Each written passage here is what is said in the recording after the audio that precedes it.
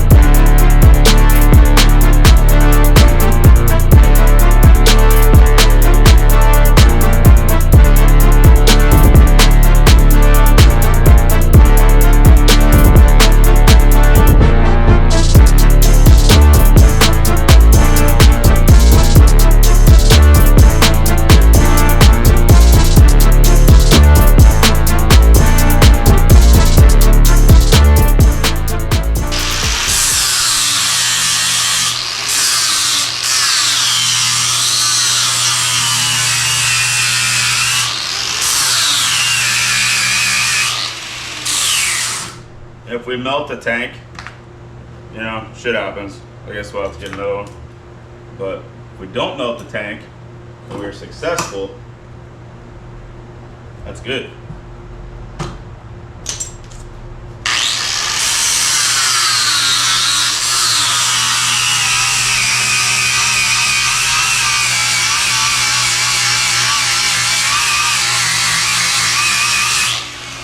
All right, now, you probably can't see it in the camera, but there's a bunch of little blue spots. That means that we're through the weld, and we just need to get it to split.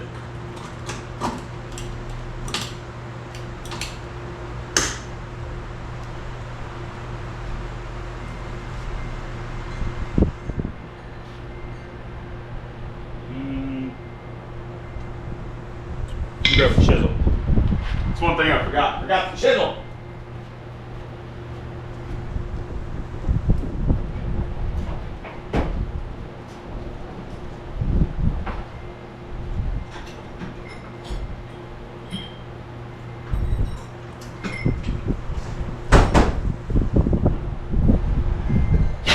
Woo! Man, pollen is in the air right now, like crazy. Did you know that these are not only made for wood? These work awesome for splitting apart metal.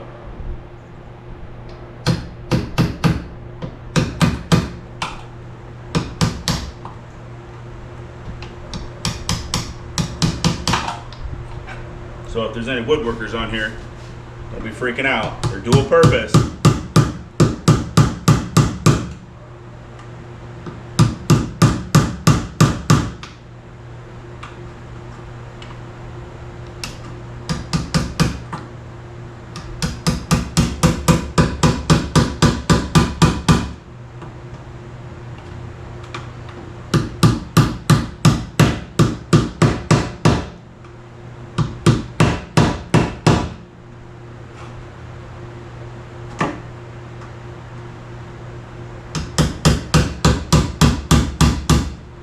One little piece right there. Who cares? We'll just go for it.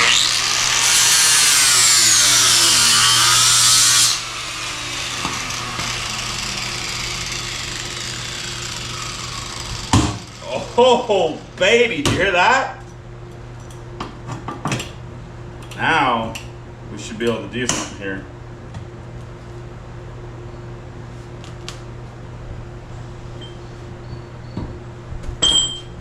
Need another pair of vice grips.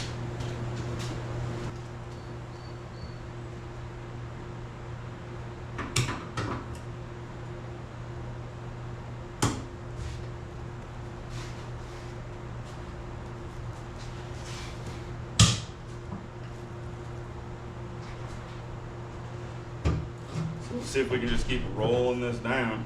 I'm hoping I only have to do this on one corner, but by luck, it'll probably have to be all four corners. Oh, wait. Wait. Hold on. I'm feeling stuff moving around here.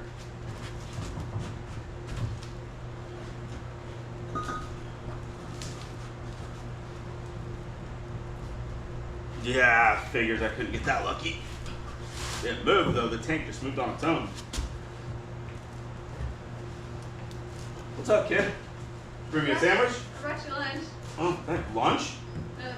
Dinner, lunch. Right on, thanks. It's an egg salad sandwich. Egg salad Sammy? Yep, it's sitting on your take table. Thank you.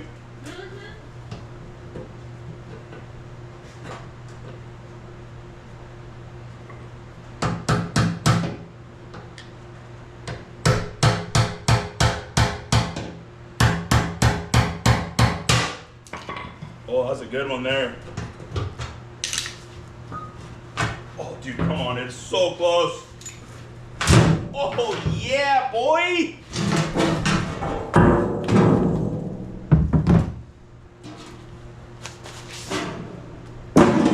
We're done with that one.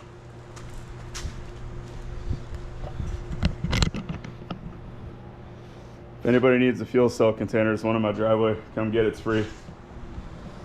So now we can get the tank cleaned up and get on to building the bottom half. Sweet.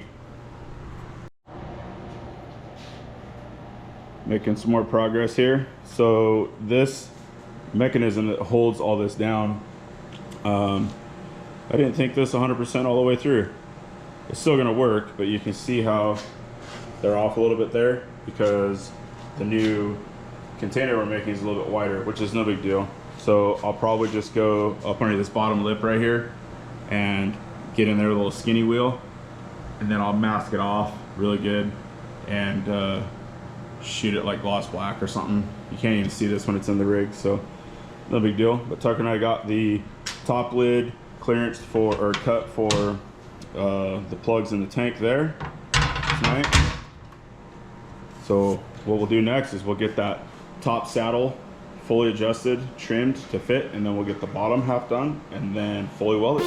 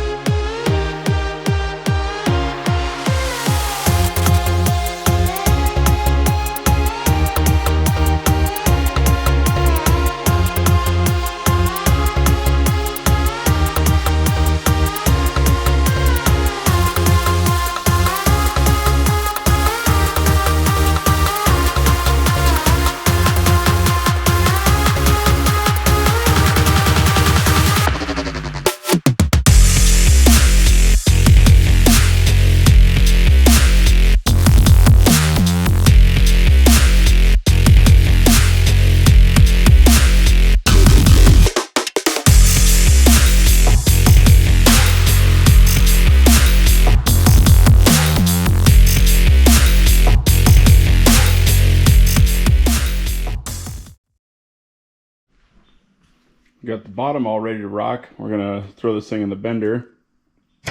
So I usually will cut my bend lines into the part if it's something that we're working on that has to have multiple bends or something like that. And it is a huge time saver and usually more accurate if you draw it the right way, which there's been plenty of times that I've drawn it the wrong way and bent it and been like, what the F? So we're gonna get this one bent up. Once it's bent, we'll be able to take it and hook it to the bottom of that one. And then we just have to make two sides. And I think I have enough time right now where I can get this fully welded together. And if we can get it fully welded together, we will go ahead and set it in, make sure it fits. It is really tight, a tight fit. As a matter of fact, if you look at this flange right here, you can see how this is narrower than there because when I built this the first time, I actually had to grind that on the steel one to get it to clearance. So trying to put a little thought forward, but get it welded, get it in, and then I want to take the transmission cooler because it mounts to this fuel cell and it mounts to the chassis, and just mock it up. I don't want to put it in with all the bolts. I just want to make sure it fits, and hopefully there's no modifications need to be done to that mount either, because that one also is powder coated and done. And I picked up the rest of the powder coating today, which only a couple of the things can go on. I had all the coil springs powder coated, the oil bottle's all done, number plates are done, rear sway bar links are done, all the winch fairlead aluminum hosses are done, but we'll get to all that stuff later on. So for right now, let's focus on getting the bottom bent. If that's all good, we'll get the sides cut out, and then we'll do a nice little TIG welding montage, and we'll burn this thing together.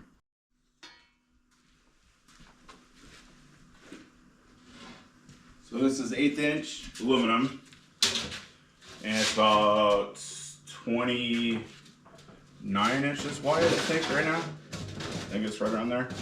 So you got to lean on this bender pretty good. This is a super nice bender, and it works good, but I got the bend radius set tight. If we were doing like a really soft bend radius, it would just fold it over no problem. But I want it a little bit snugger. So you got to put all of your He-Mans into it to get it to bend. Make sure I'm doing this the right way. Yeah, see? I got it upside down.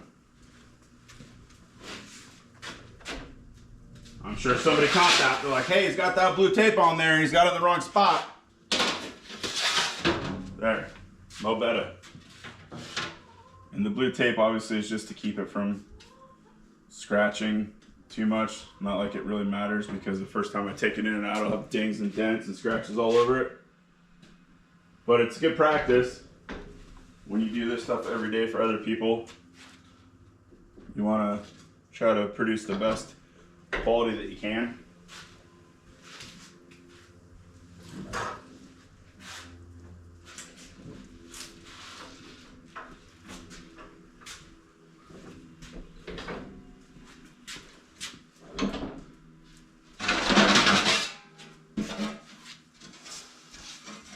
Oh yeah, that's 90.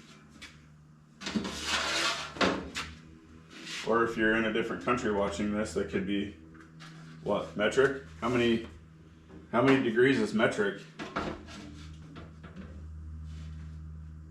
Is there even metric degrees? I bet there's in Canada.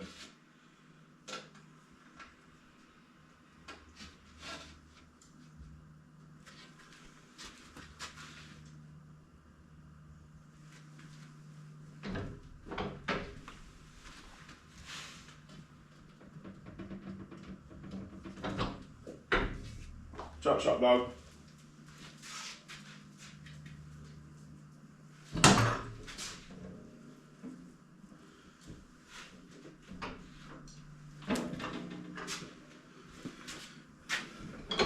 Nice.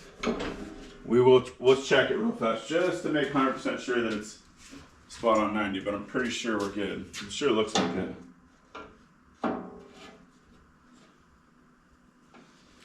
Nice, that'll work.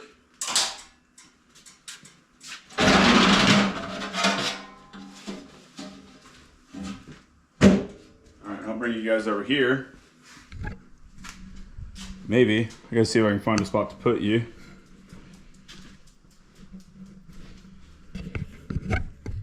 Let's try that out. Woo!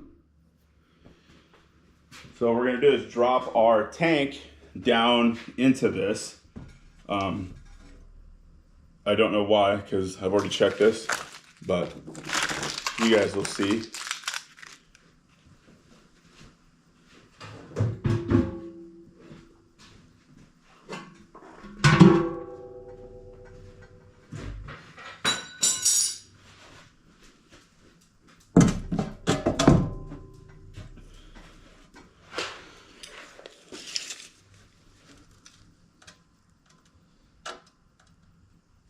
Okay, so if we bend this tight radius, if we take this tight radius right here and we transfer it up to this, going the opposite direction, when the fuel cell lid goes on, it should just touch the top of the tank and touch here if everything goes as planned.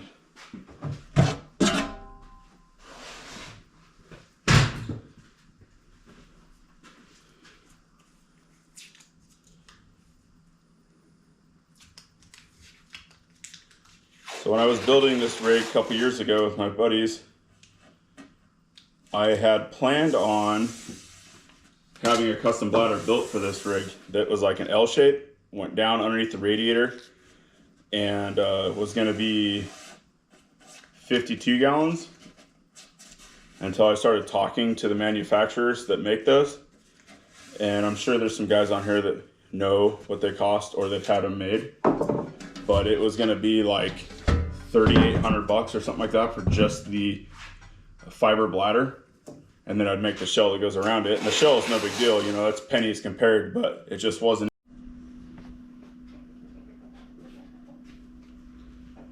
Well, in the middle of saying what I was saying, the battery died, which I'm getting really frustrated with these batteries, but I think we got a fix on the way.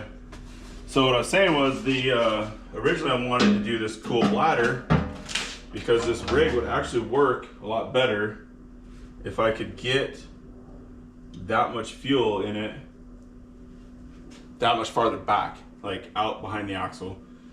So I thought about doing it this time. It just still really wasn't in the budget. And this, it works okay. I mean, the rig works decent. And this tank's 32 gallons, so like, you know, we never really run short of running fuel,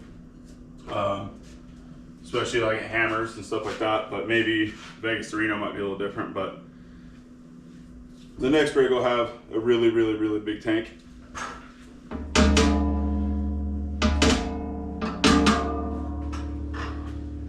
Okay, so that's our bottom piece. Slide this over on the table. And I'm not sure if I'm gonna be able to move the camera or not. The battery will probably die. So let's find out. We'll unplug it. You guys come with me.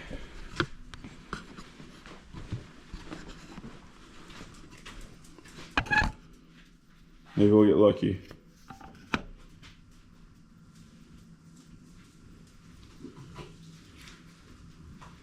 Technology, man, I'll tell you what, especially battery technology, it's horrible.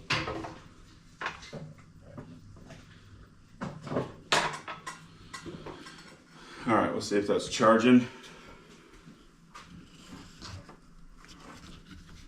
It doesn't say it is, so it might just die again in the middle of putting this together. So we'll drop our tank in.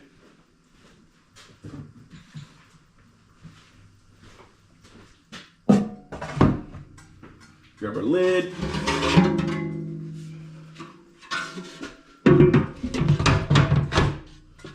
Voila.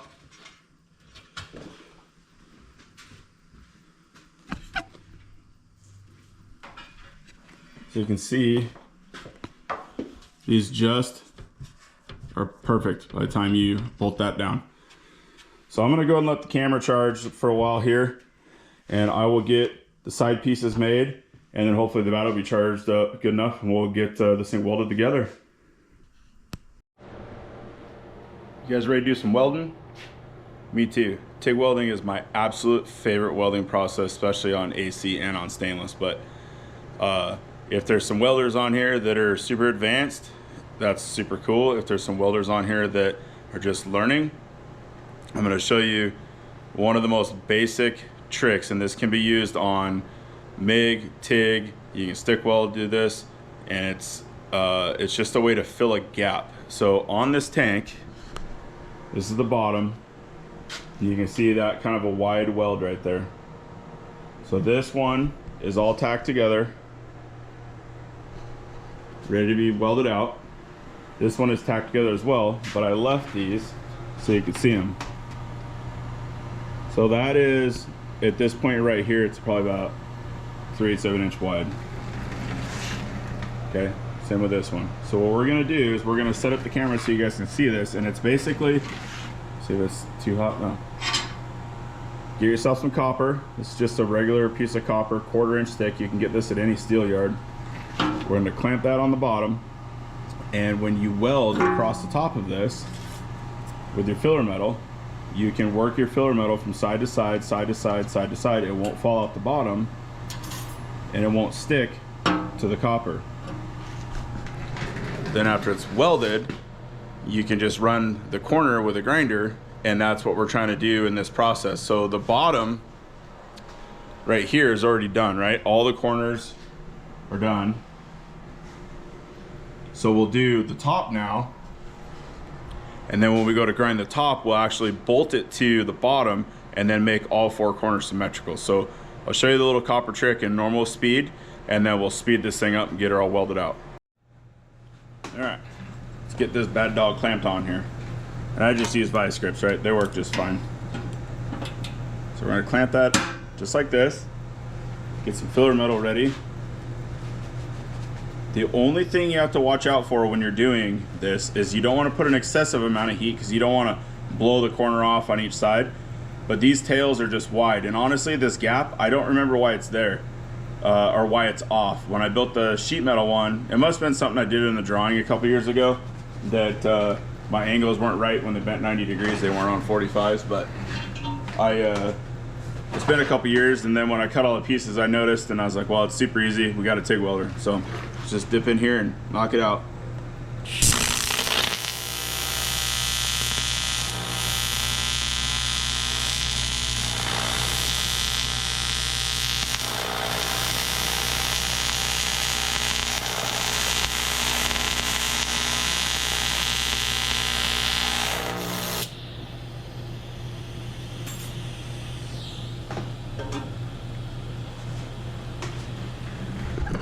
See, that's all it takes. Now, it looks like crap right now, right? But like I showed you in the on the other tank, by the time you sand all the corners out and everything, it looks just fine. So before I actually get into the weld video, so I'm running a Sync-Wave 350. We're gonna run this thing at about 220 amps. Okay, we're welding 1/8 inch regular aluminum together on AC. We're gonna set our balance. So your AC balance is what changes your penetration and your cleaning balance. So we're gonna run it about 6 3/4, somewhere in there. And I'm gonna turn the pulser on. I'm gonna run with the pulser. Now, the pulse per second frequency number, you got everybody that's TIG welded before, they have their own setup. If you are just new to TIG welding, play around with this number. You can go up to 2, which is really, really fast. You can go to 1, which is good. You get up into 5 and 6, and the thing is screaming. So regular 75 or 100% argon on this. We're welding this with 5356 on the tank. That's a good rod for corrosion resistance.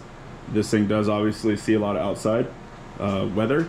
So if I know there's millions of TIG welding tips and tricks on YouTube, and I know there's guys I follow online as well that are phenomenal TIG welders, but if you see this and you have a question about welding, I have been TIG welding for 25 years or something like that, and I'd be happy to answer any questions, especially the next generation moving up. If you younger guys see this video and you see this box being built and you're like, oh man, that'd be cool, you know, I want to do that on my dirt bike, or I want to build something out of aluminum for my drift car or your Jeep or whatever you're into, do it. Buy a cheap TIG welder. You can buy them on Craigslist, you can buy them on Marketplace, you can buy them brand new at any local welding shop. But if you have interest in it and you have questions, just toss them on there and I can figure out if we can exchange email information, and then maybe I can help you out. So let's get on to welding this thing, get it done. That way we can get it in the Jeep and get that tranny cooler mocked up.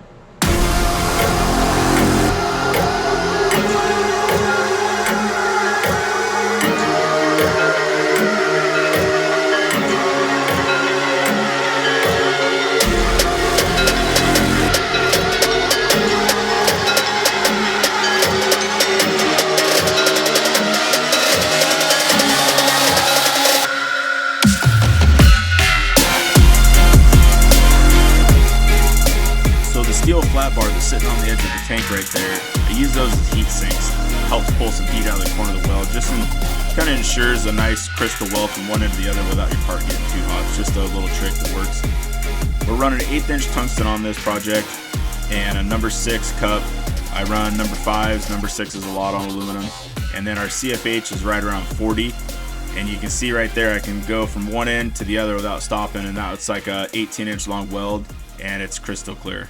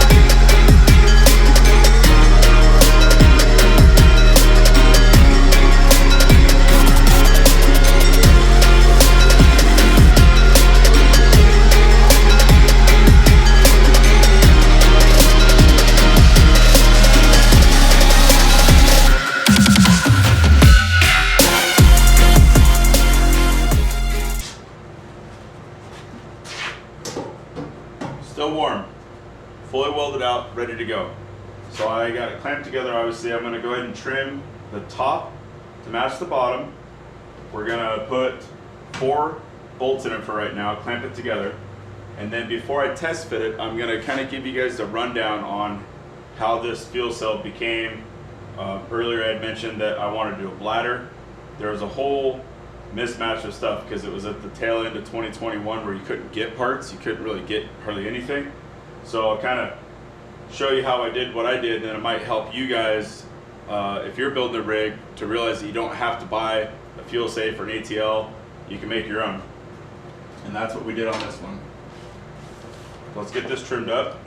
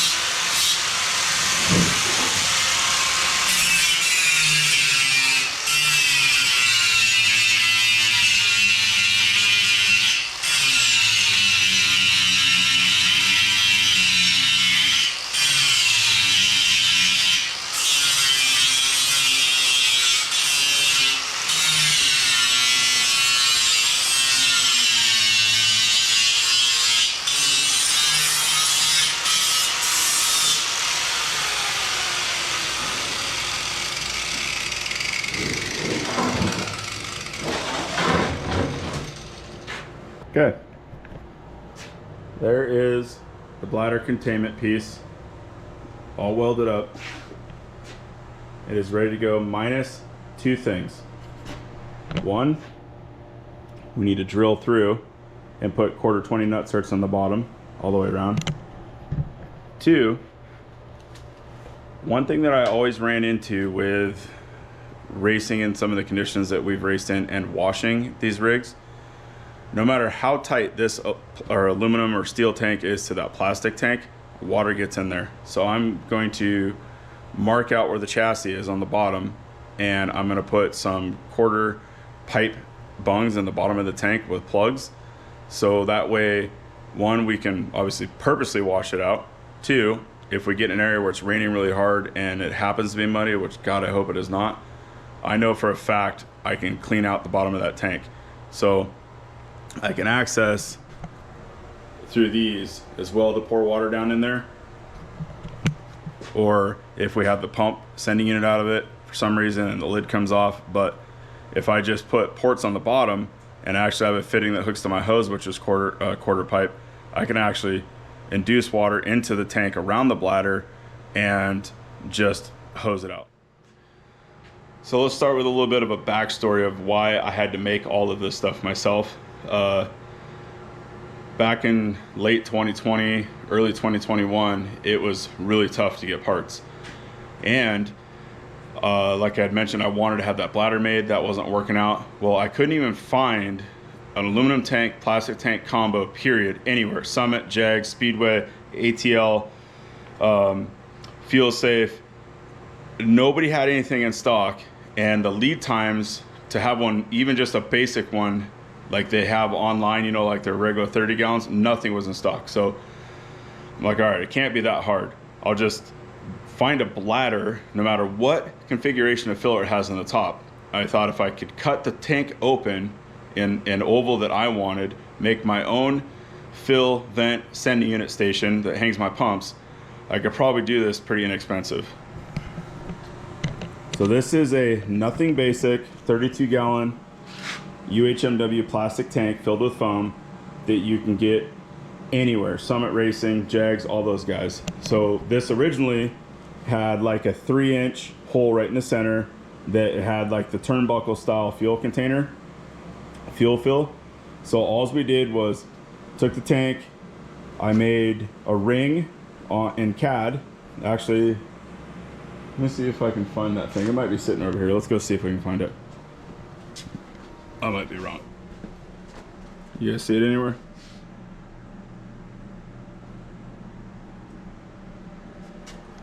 This little area, oh, it's right here. This little area's a mess when we were thrashing to make it a roller.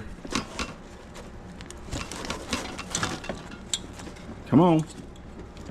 Come on. All right, so this is a 2-piece ring. And my buddy Ron Dunham will definitely tell you, make sure that those are fully welded all the way around. And don't run out of argon at 2:30 in the morning the night before you race hammers, because then you got to find a bottle. So anyway, it's a 2-piece ring. Okay, that goes into the plastic tank, studs up. Okay, so now we have a way to bolt a hanging system in here that holds fuel pumps. So that's what we built next. So this system is 100% built in-house. Okay, we run 2 Walbaro 255 pumps. I'm pretty sure there's a 255s. We run 2 of them. We have a Cartec anti-rollover valve in here. You can see it's got the nice check valve inside of it. We run a ATL quick fill system. So the whole point of this large vent is that when you're running a 2.5-inch fill, there's so much fuel coming into this tank so fast, air has to get out. So that's why you have to run the larger vent. So if any of you guys are running into that, that's your fix.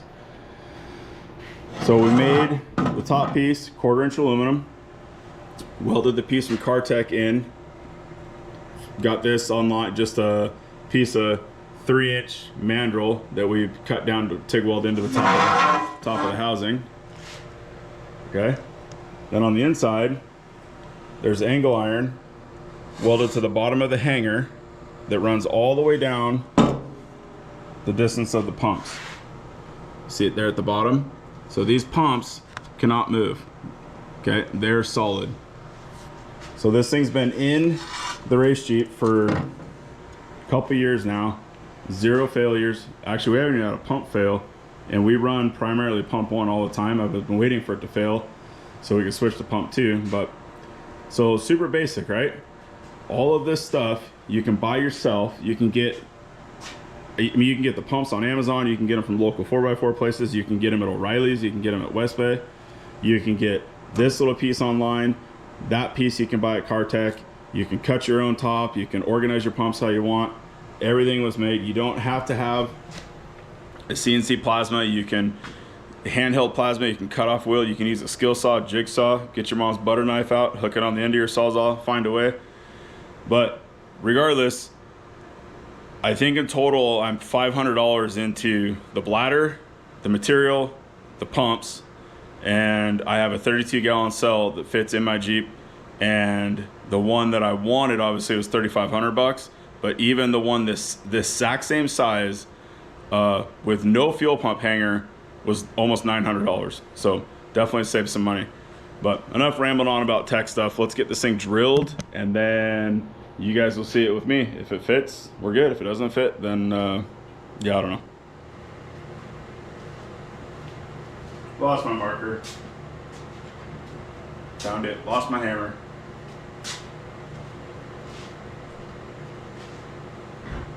All right, I think I got everything I need now.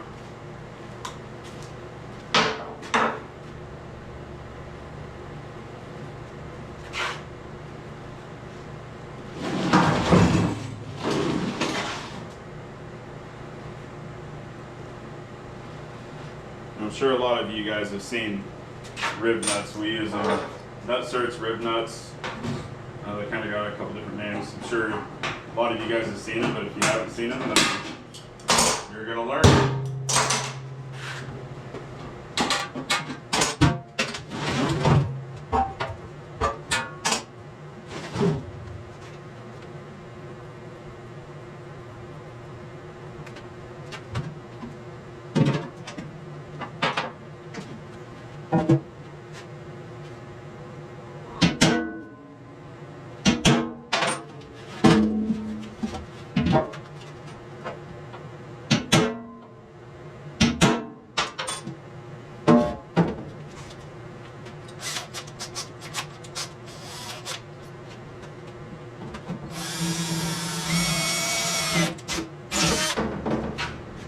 Probably put on some safety things. Don't be needing to go in and get your eyeballs drilled again.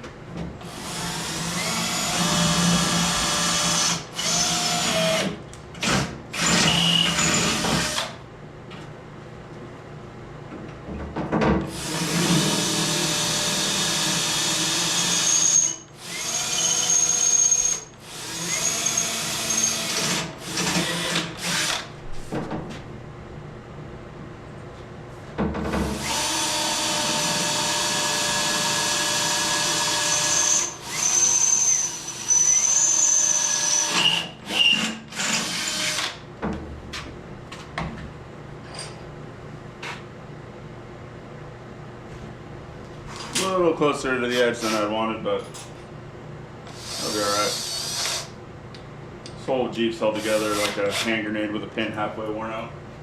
That's what makes it fun.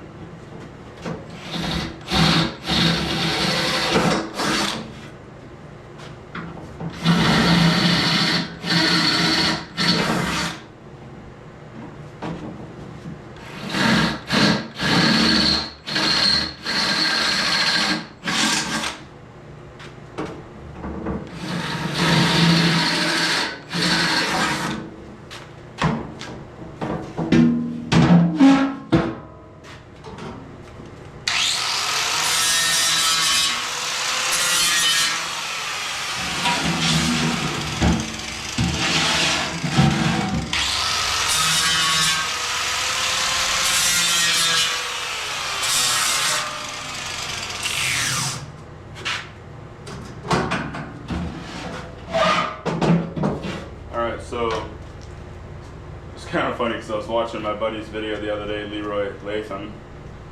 If you guys are into mega trucks and really cool fabrication, go check out his YouTube channel. And Leroy, if you're watching this, I'm sorry, I don't remember what the name of your channel is. Midnight Panic Mega Truck, something like that. Maybe I'll put a link to his YouTube channel in the description. That's what people do. But he actually just was talking about these. So it's basically your basic rivet, right?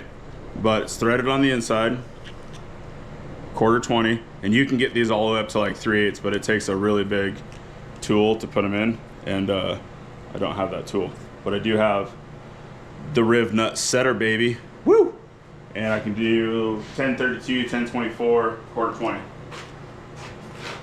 So it sets them just like a rivet gun, and then you have threads.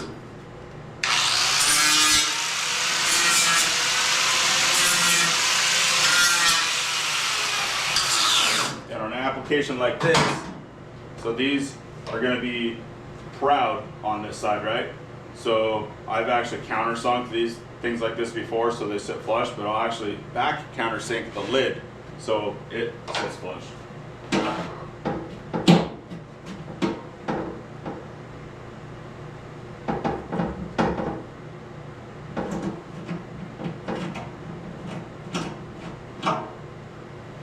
They make them in aluminum as well.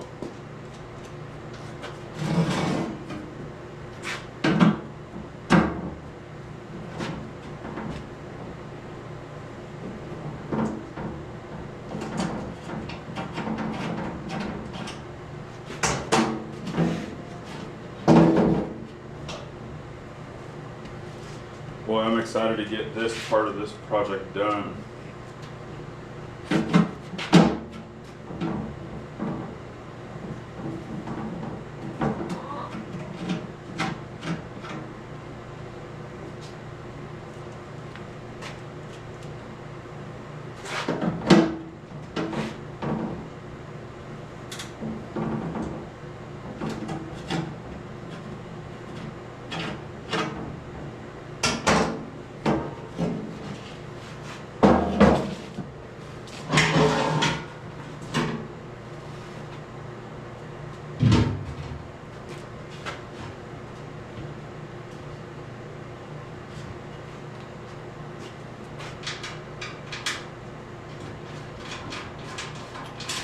Gotta put some washers on there just to make sure, because I do have the holes on that are oversized for adjustment.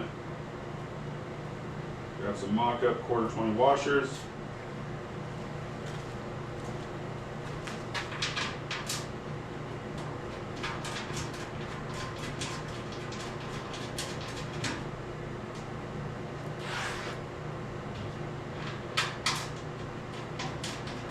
It would really suck if we got this thing all built.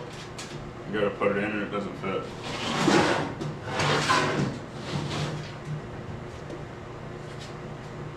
Oh well, they make new aluminum every day.